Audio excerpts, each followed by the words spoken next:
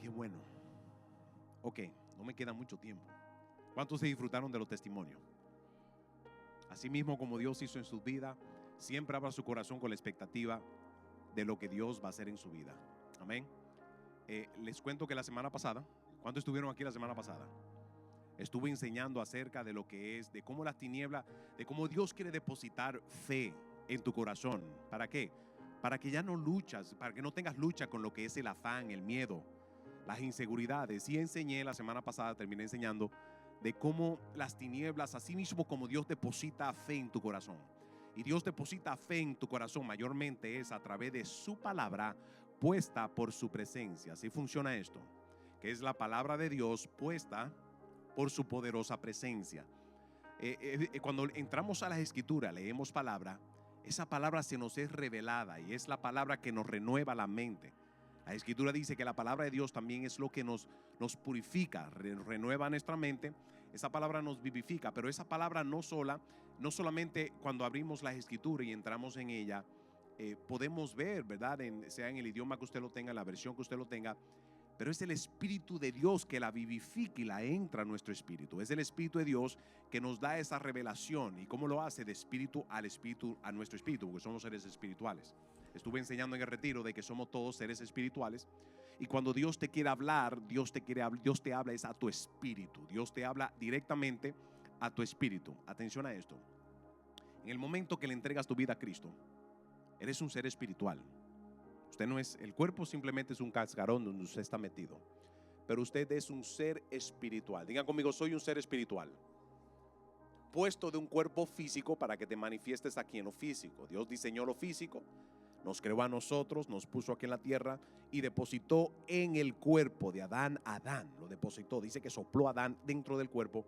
El cuerpo es simplemente una parte de quien usted es en lo físico, pero usted es un ser espiritual. En el momento que le entregas tu vida a Cristo, ese ser espiritual se vivifica por la presencia que viene a vivir en ti, por el Espíritu Santo. Digan conmigo, Espíritu Santo. Cuando el Espíritu Santo viene a vivir en ti, te vivifica, te da vida.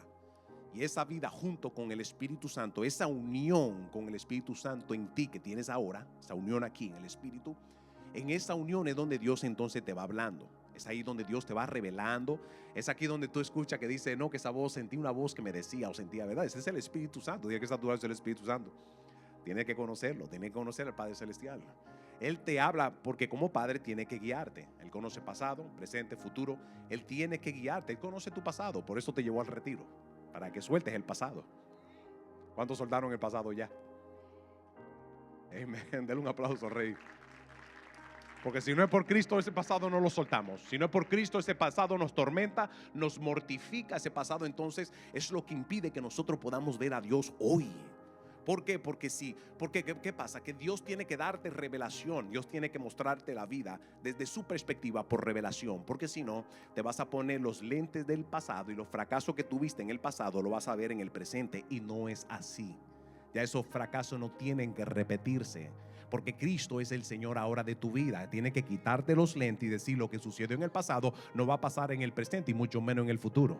Lo que pasó en tu pasado, lo que pasó no va a pasar en el presente y mucho menos en el futuro, a menos que seas tú el que lo permitas. A menos que seas tú el que lo permite. ¿Y cómo tú lo permites? Interpretando. Gente, la vida se alimenta de nuestro corazón, pueblo. La vida se alimenta de nuestro corazón. ¿Qué significa eso? Del corazón procede entonces su personalidad, su persona. Sus decisiones proceden de su corazón. Y la vida se alimenta de su persona. Tu familia se alimenta de tu persona. Tu familia se alimenta de tus palabras y tus acciones. La vida entonces, tu familia y todo lo que está alrededor de ti te va a responder de esa manera. Por eso la Escritura dice que cuide tu corazón. Y eso lo enseñamos en el retiro ayer. Sobre toda cosa guardada, guarda tu corazón, porque la vida se alimenta de tu fruto que viene por tus palabras y tus acciones. Ahora, para poder entonces dar un mejor fruto a la vida, que la vida se alimente de mi fruto. ¿Sabe que fruto tiene semilla? Todo fruto tiene semilla. Se identifica que es un fruto por su semilla. Por esa razón, todo palabra, conducta es una semilla. Tú lo depositas en la gente, lo depositas en la atmósfera. Aún lo que tú dices lo depositas en la atmósfera. Y la vida te va a responder de esa manera. La pregunta es, ¿qué tú le das? ¿Qué tú le alimentas a la vida? ¿Qué le alimentas a la gente alrededor de ti? ¿Qué le alimentas a la atmósfera? ¿Qué tú le alimentas? Porque eso es lo que vas a cosechar. Eso es una ley que funciona. Amén. Entonces, eso sí, si mi corazón alimenta la vida, la pregunta es, ¿qué hay en mi corazón que con eso estoy alimentando la vida? Esa es la gran pregunta que te vas a hacer en esta mañana. ¿Qué tienes en tu corazón? Entonces Dios es el que se encarga de tomar palabra y depositar a ella lo mejor, la verdad, lo que dice la palabra, para que lo tengas en tu corazón y tú respondas a la vida basado en lo que tienes en tu corazón, que es la palabra de Dios que la vivificó y la puso ahí. Gente, ¿tiene sentido esto? Esto es sencillo, esto es bien práctico, ¿verdad? Lo explico mucho, yo lo explico mucho porque una revelación que Dios me mostró. Dios me mostró, desde que yo me convertí, yo busqué en cambiar. Ya usted se puede imaginar. Estuve 10 años en el narcotráfico y esos 10 años, esa década, me formó de una manera distorsionada.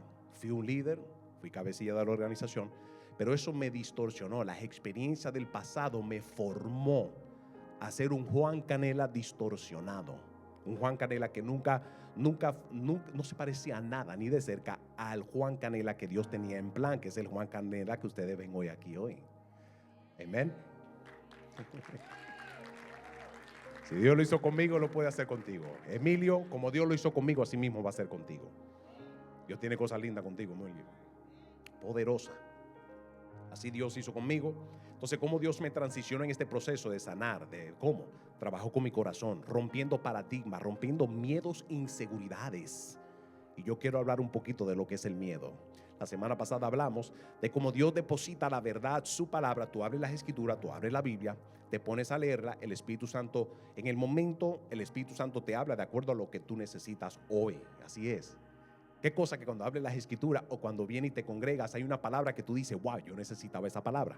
O en el retiro alguien te habló, alguien que te profetizó, dice, wow, necesitaba esa palabra. Dios sabe lo que tú necesitas, pero para Dios sanar y romper patrones y paradigmas, inseguridades y miedo, para Dios hacer eso, Dios entra a tu corazón a hacerlo. Dios entra en su espíritu para poder trabajar esas áreas en tu corazón y saca esos malos conceptos, ese miedo, esa fobia que tú antes tenías, las inseguridades producidas, como le enseñé la semana pasada. Anote esto, las inseguridades son producidas cuando hay duda o cuando hay incredulidad.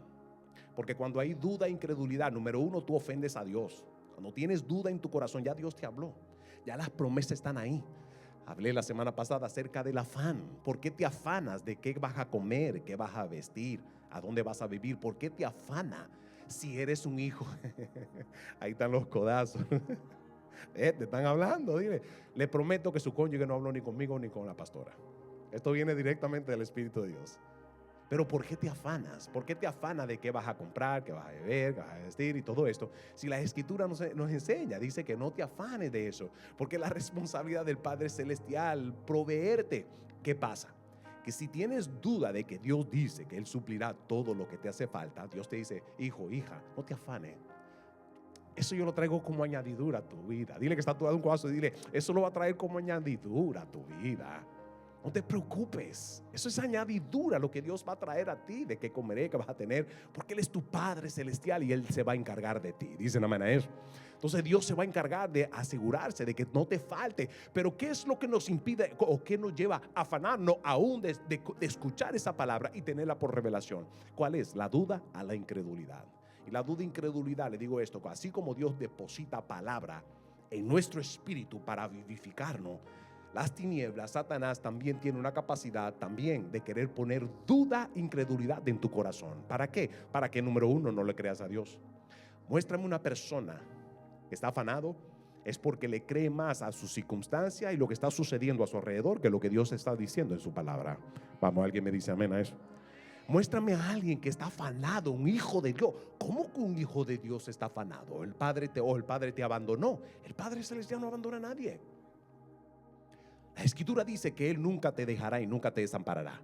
Y en ese mismo contexto donde Dios dice que nunca te dejará y nunca te desamparará, en ese mismo contexto habla de finanzas. En ese mismo contexto dice que aunque te cuide de la avaricia, cuídate de la avaricia porque nunca te va a dejar, nunca te va a desamparar. Ese mismo contexto. Cuando Dios deposita eso en tu espíritu, ya que es uno contigo, Él lo trae por revelación y eso te da una convicción. La fe la deposita en ti. Y esa fe es la que te da la convicción para caminar en la vida confiado. Esa fe, esa palabra te da convicción y te moviliza, te apasiona para caminar y mostrar, o tú mismo, no de manera arrogante, pero confiado porque eres un hijo de Dios, de que no importando lo que venga a mi vida, mi papá tiene la solución. No importando lo que venga a tu vida, el Padre Celestial tiene la solución en todo lo que tú estés enfrentando. Él hizo todo lo necesario, resucitó, y en ese poder de la resurrección es donde te da la esperanza de que Él estará presente, no importando lo que estés enfrentando. Para Dios no hay límites para hacer un milagro. ¿Dicen amén a eso? Vamos de cero fuerte. Dios no tiene límites para hacer un milagro. Ahora, en ese mismo contexto, en la misma dinámica, Satanás también busca en imitar a Dios. ¿Cómo? Él no deposita palabra de Dios, o si la deposita es para distorsionarla. Pero él busca usar la misma dinámica para poner entonces duda e incredulidad, porque la duda y la incredulidad, número uno, anótelo, ofende a Dios. La duda y la incredulidad ofende a Dios, porque estás minimizando quién es Dios en tu vida. Estás desvaluando. Dios sigue siendo Dios, pero tú lo estás devaluando y le estás creyendo más a otra fuente que el Dios que te ha dado vida y te ha transformado. Oye, si ya ha hecho milagros en tu vida en el pasado, ¿por qué te impide? ¿Qué te impide ver el presente de que Él lo puede hacer así también?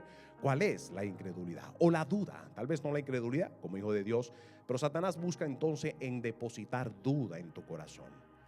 Amén. Y les hablé entonces que la duda y la incredulidad produce inseguridad porque te sientes que estás solo. Pero no lo dudes, tú no estás solo. Entonces te lleva entonces la duda, te lleva a querer actuar en tu propio entendimiento. Ahí entonces se empeora la cosa.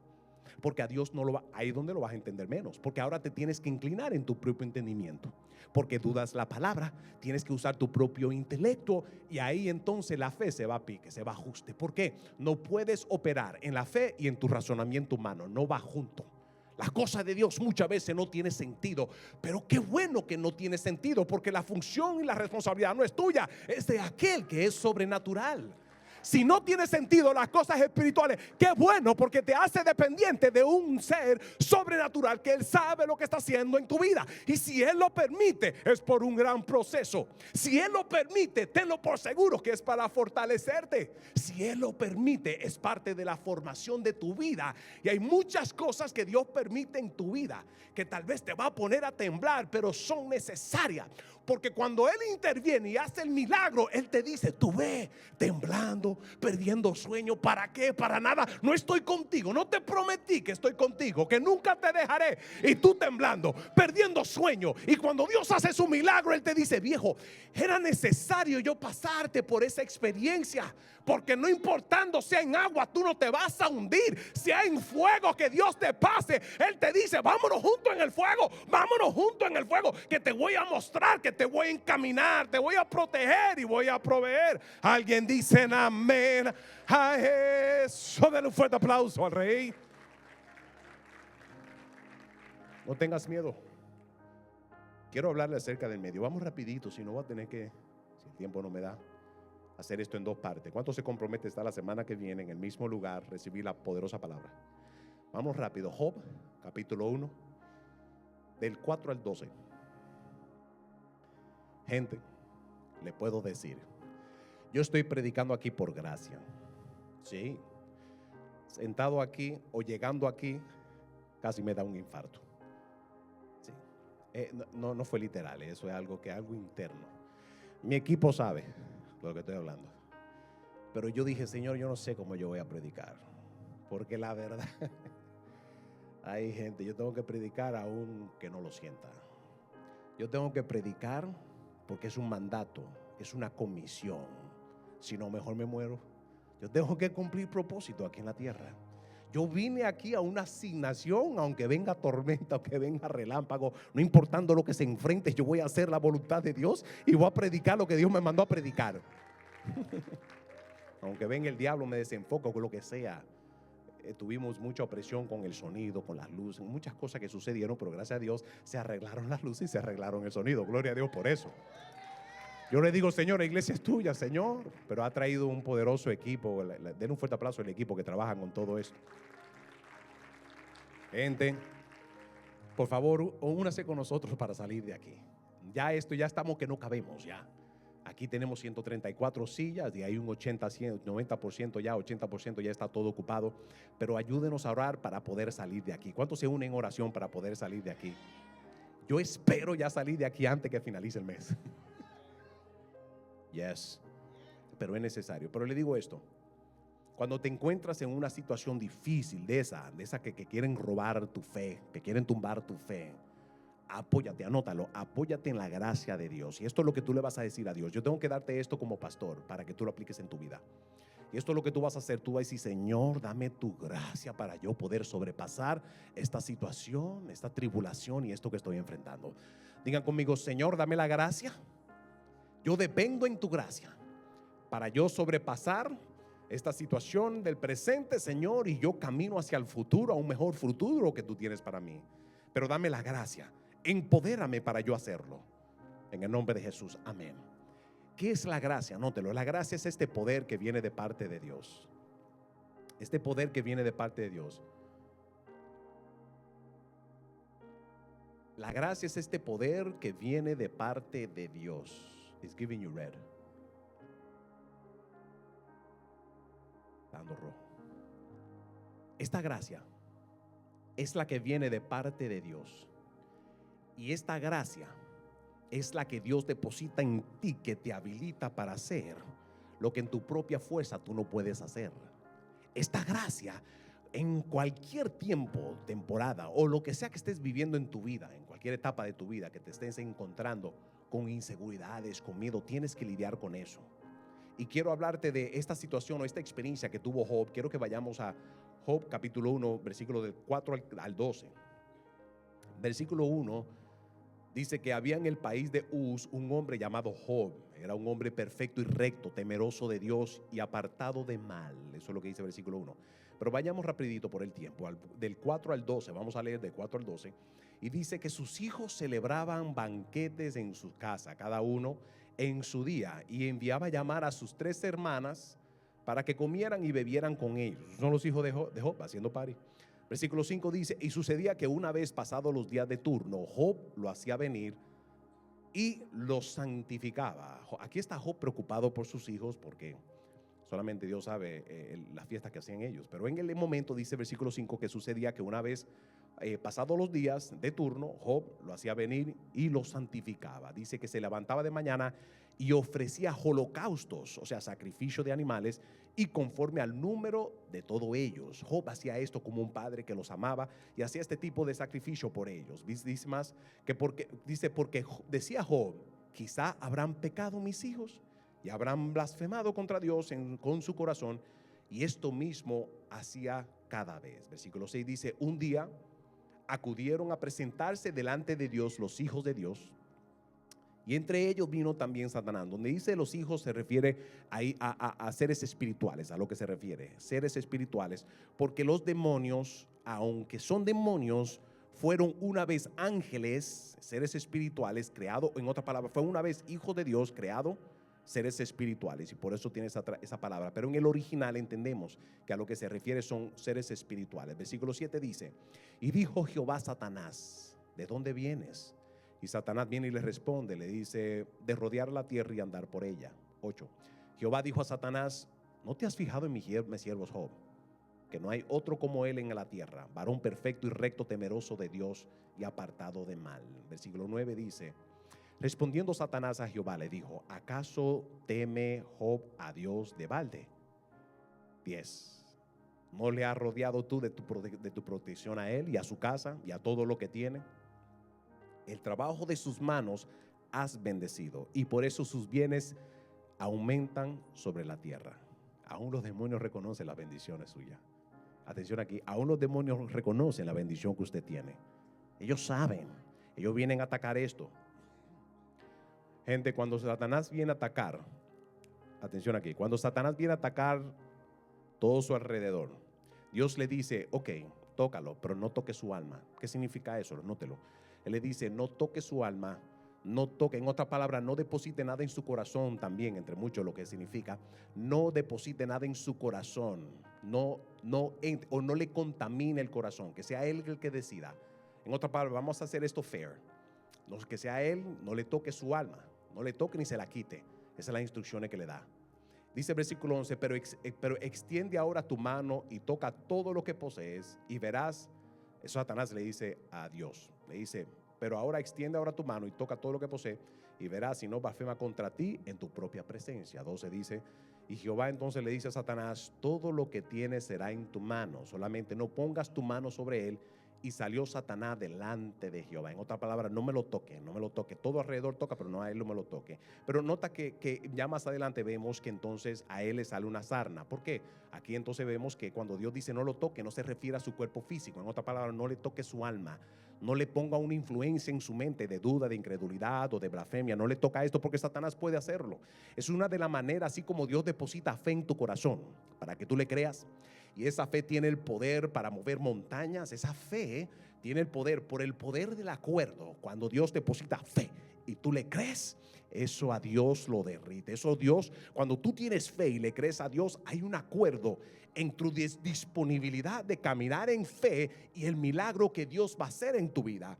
Por eso que la fe demanda que tus acciones y tus palabras estén en acuerdo con el milagro que tú esperas. En otra palabra, si estás esperando un milagro, camina y habla como que ya el milagro está hecho. Cuando tú haces eso, gente, yo cuando oro, yo le doy gracias a Dios de antemano antes de ver la contestación de la oración. ¿Por qué? Porque para mí hay una convicción de que va a suceder en el tiempo de Dios y a la manera de Dios. Por esa razón, cuando yo oro, cuando usted ore, empiece a darle gracias a Dios ya, porque usted tiene una convicción de que así sucederá. En un aplauso al Rey. Esa convicción, el usted estar agradecido, hay un acuerdo entonces en la condición presente tuya de agradecimiento y el milagro que estás esperando. Hay un acuerdo. Así mismo sucede con la duda y la incredulidad y las inseguridades y el miedo. Si no cuidas tu corazón, entra aquí, tus palabras y acciones entonces ya no están en acuerdo con Dios. Al contrario, lo está ofendiendo. Cuando hay miedo, cuando hay inseguridad, cuando hay duda, lo estás ofendiendo a Él. Y esa condición de corazón se conecta con las tinieblas.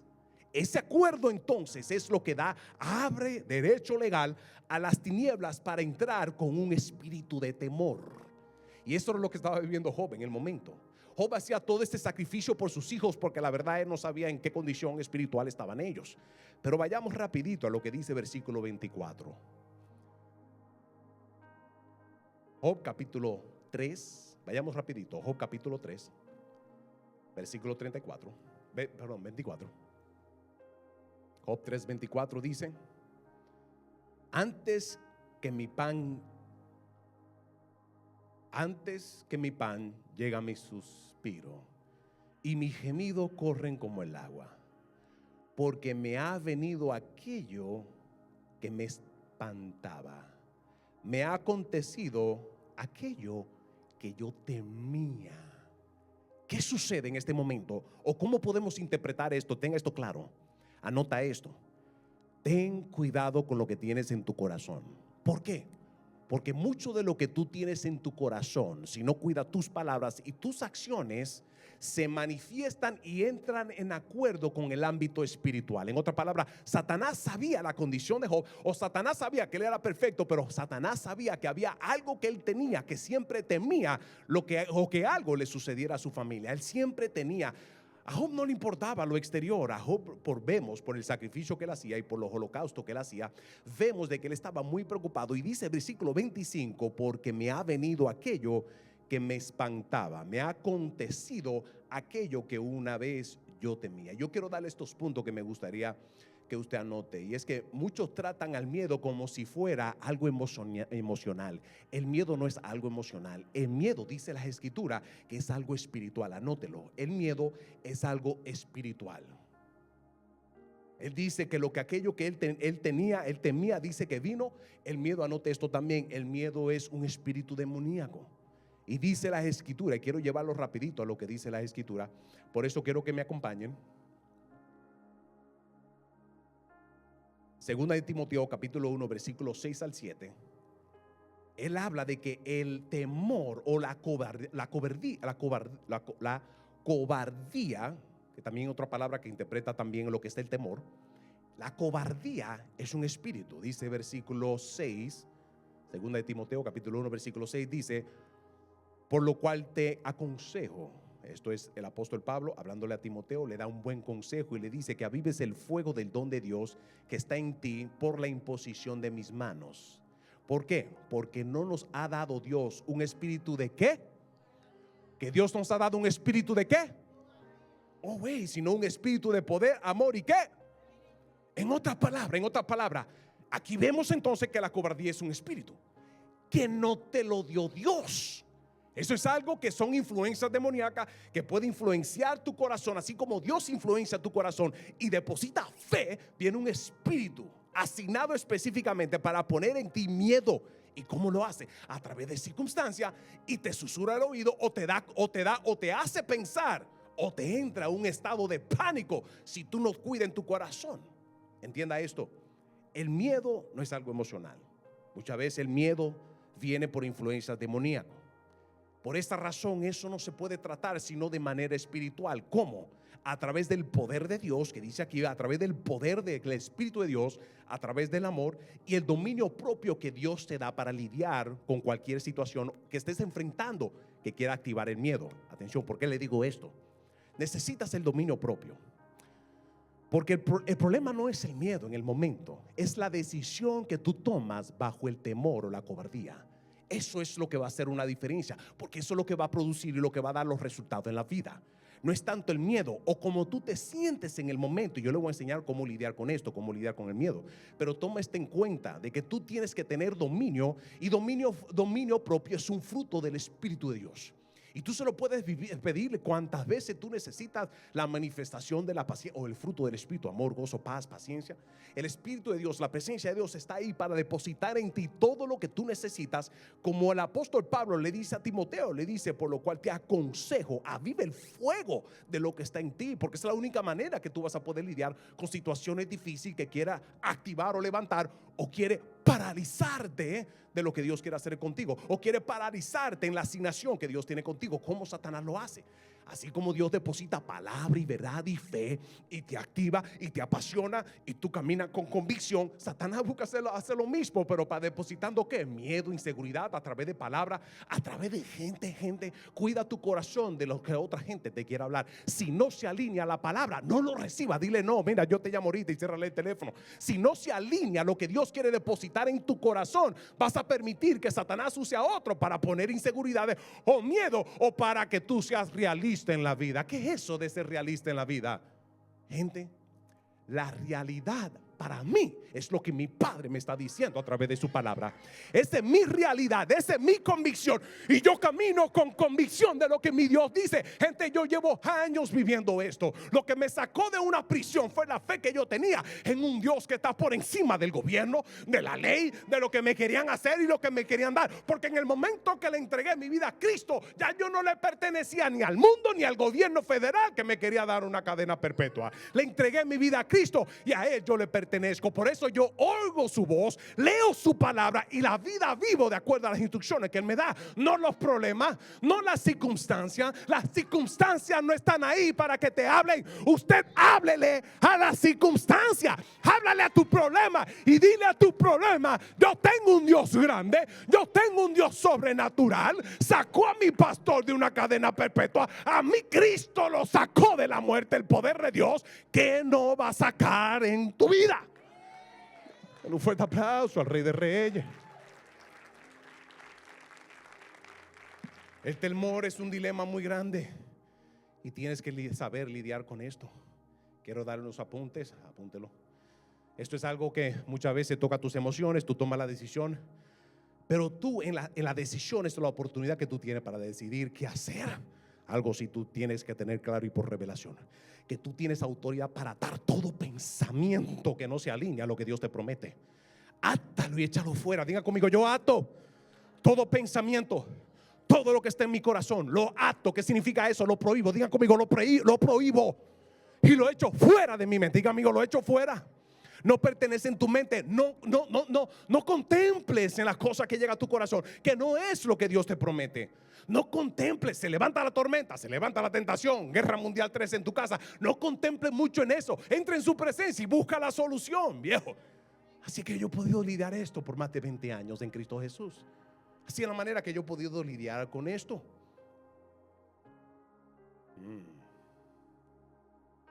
Anote esto. El área donde tú más temes es donde Dios va a trabajar, en esa área donde tú más miedo tienes. Y Dios sabía que Job iba a presentarse, y él sabía por dónde Job iba a atacar a Job. Dios sabía dónde Satanás iba a atacar a Job, perdón. Dios sabía dónde Satanás iba a atacar a Job, y Dios lo permitió, porque en la área que tú más temes, Dios dice: yo voy a trabajar contigo en esa área. Yo te voy a encaminar a tener una experiencia, porque tengo que mostrarte que yo soy el Dios sobrenatural, que no importando lo que estás viviendo en este momento, yo te voy a encaminar a caminar sobre los problemas y las circunstancias de la vida. Aquello que tú más temes es a través de la experiencia que Dios te expone y te dice: yo estoy aquí contigo, no tengas miedo, que está temblando. Dale un codazo que está a tu lado y dile: que esté temblando. Una gelatina, si yo no estoy contigo, dile: Dios está con nosotros, man. Y Dios, entonces, esas áreas que tú más temes son las áreas en las cuales Dios te va a encaminar y te va a decir: yo tengo que mostrarte que la vida no se acabó por lo que está sucediendo en el presente de tu vida. Tengo que revelarte. Pero la revelación, porque gente, estos consejos, suena bueno esto, ¿verdad? Pero una cosa es que yo lo predique y usted lo tenga por revelación, y otra cosa que Dios te diga: muy buena la prédica, ¿verdad? Sí, ahora vamos a ponerlo en práctica, ven. ¿Están de acuerdo conmigo? ¿Cuánto quieren superarse? ¿Cuánto quieren perder el miedo? ¿Cuánto quieren avanzar sin que la tormenta o nada te tumbe o te desanime? ¿Cuánto quieren eso?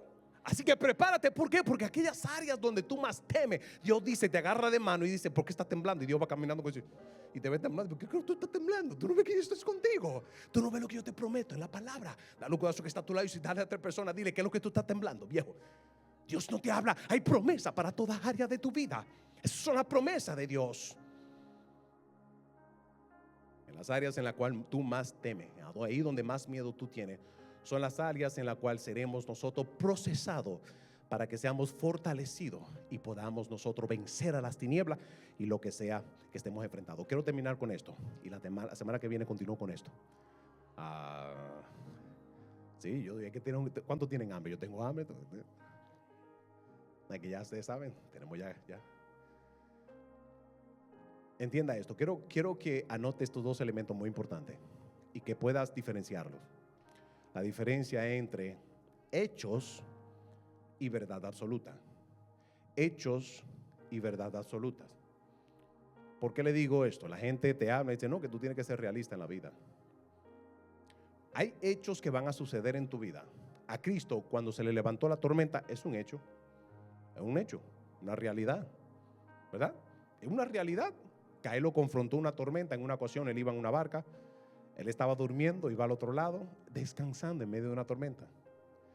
Vienen los discípulos en pánico y lo confrontan. Dicen: pero este hombre durmiendo y nosotros aquí que casi vemos que nos vamos a morir. Despiertan a Jesús y le preguntan a él: ¿a ti no te importa? ¿Qué? La tormenta, ¿no está viendo? Aquí nos vamos a hundir todos. Él se levanta en el nombre de Jesús. Él se levanta con poder y con autoridad. Él, que es el hombre de autoridad. Y dice la escritura que él le habló esa tormenta con autoridad. Y dice: cesa, calla y baja. Dice que la tormenta inmediatamente todo hizo y quedó quieto. Todo quedó quieto. De ese momento en adelante sus discípulos lo miraron y se dijeron uno al otro. Dice la escritura que se miraron y dijeron: ¿y quién es este que aún las tormentas le obedecen? No son seres humanos que lo escucharon. La circunstancia de la vida escucha a aquel que tiene poder y autoridad, a quien tú le entregaste tu vida, que se llama Jesucristo. La circunstancia, todo está diseñado para obedecer a las órdenes e instrucciones que Cristo le da. Y Él es tu Señor, Él es tu Padre Celestial, que siempre estará contigo. Este concepto te ayuda a entender entonces que la tormenta o lo que para ti es realidad en lo físico no necesariamente es absoluto. ¿Por qué? Porque había una realidad, un hecho real, diga conmigo, fue un hecho. Se levantó la tormenta, pero ¿qué es lo absoluto que sobrepasa, sobrecede y aplasta los hechos? La absoluta verdad de Dios, de lo que Él dice en la palabra, de lo que Él va a hacer en tu vida por encima de lo que tú estés enfrentando. No que la realidad tuya sea lo que Dios dice en su palabra. Que la realidad sea la convicción y la fe y la certeza que Dios pone en tu corazón. Porque eso es lo que te va a encaminar a ti a caminar por encima de los problemas que son hechos, son verdades, pero están sujetos a cambio a un Dios sobrenatural que yo conozco. ¿Están de acuerdo conmigo? Ahí donde está, denle un fuerte aplauso al Rey.